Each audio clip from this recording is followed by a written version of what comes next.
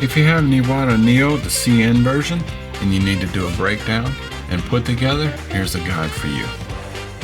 So I'll first remove the back handle. This exposes that needle chuck tightening screw.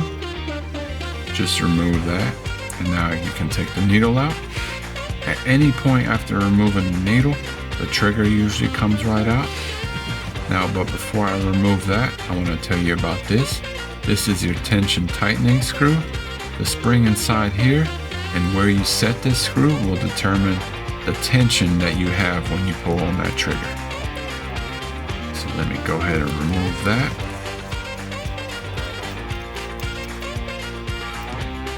This will give you access to that needle spring on that needle chuck and the chuck itself.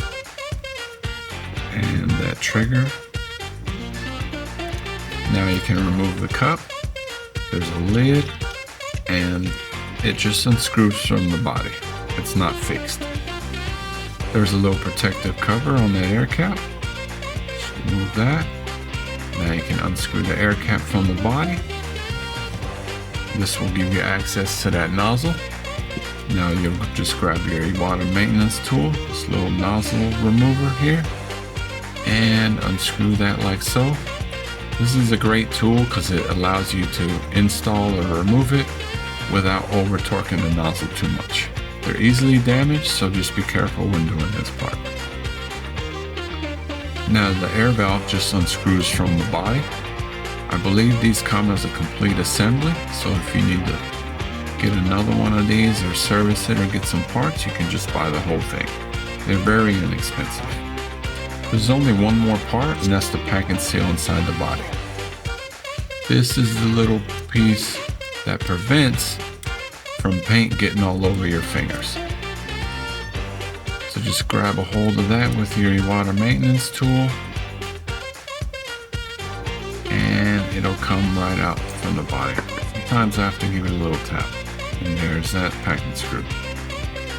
And now you've successfully broken down your Iwata NEO. So since there wasn't too much to it, put together should be fairly simple as well. Now I still have my nozzle rested on my little tool here. I will try to catch it with the front of the body by doing it counterclockwise at first until I feel it catch, and then tightening it up. Just a little is just enough. You can feel that it's on there and tight, and you don't have to over torque it. Now I will finish the rest of the front end by putting the air cap back on and that round protective cover.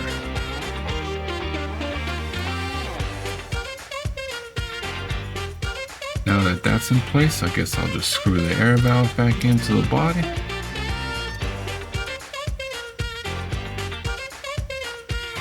And move on to the trigger.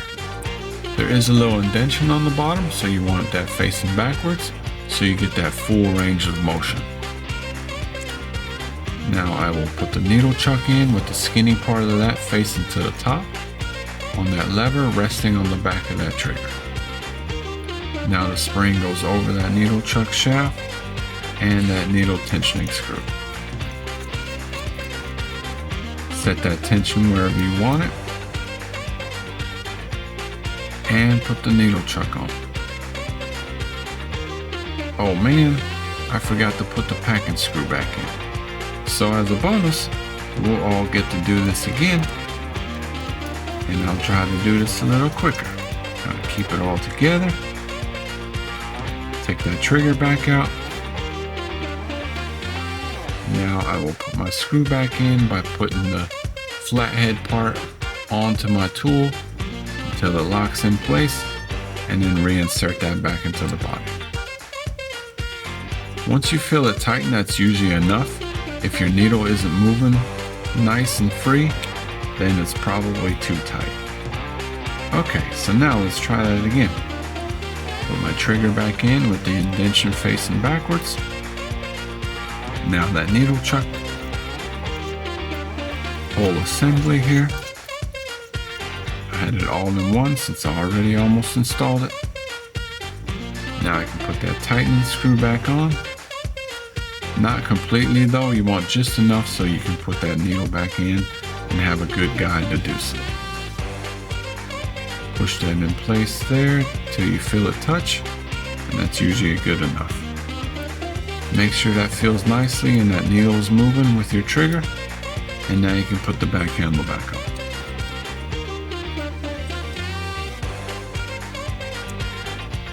Once that's in place, you can put your cup back on and the lid, and now you're ready to start airbrushing again with your Iwata NEO. Thanks for watching, and pick one up here at spraygunner.com.